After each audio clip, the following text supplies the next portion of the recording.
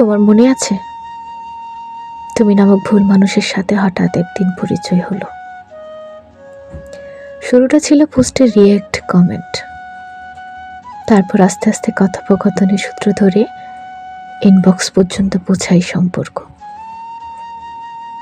তোমার মুগ্ধ করা কথা, মিথ্যে প্রতিশ্রুতি আর কিছু অভিনয়, এসবের ফাঁদে ফেলে তুমি আমাকে তোমার মায়ায় আটকে দিলে।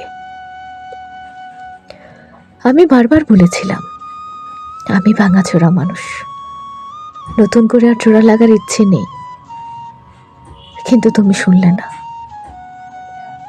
বরং আরো গভীরভাবে আমাকে ভালোবাসার অভিনয় দেখালে।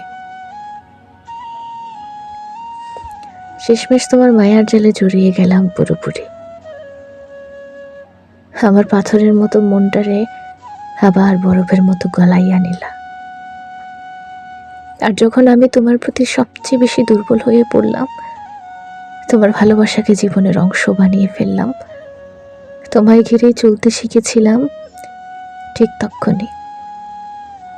তক্ষণই সব ভেঙে দিয়ে চলে গেলে, কোনো ব্যাখ্যা না দিয়ে। সবচেয়ে মজার বিষয় কি জানো, কাছেও আসলে তুমি, আবার ছেড়েও গেলে তুমি। আমি শুধু তোমার এই মিথ্যে অভিনয়ের দর্শক হয়ে দেখে গেলাম। আজও প্রশ্ন জাগে, কেন এলে? যদি শেষমেশ ভেঙেই দিবা, তবে এতটা গভীরে নিয়ে গেলে কেন?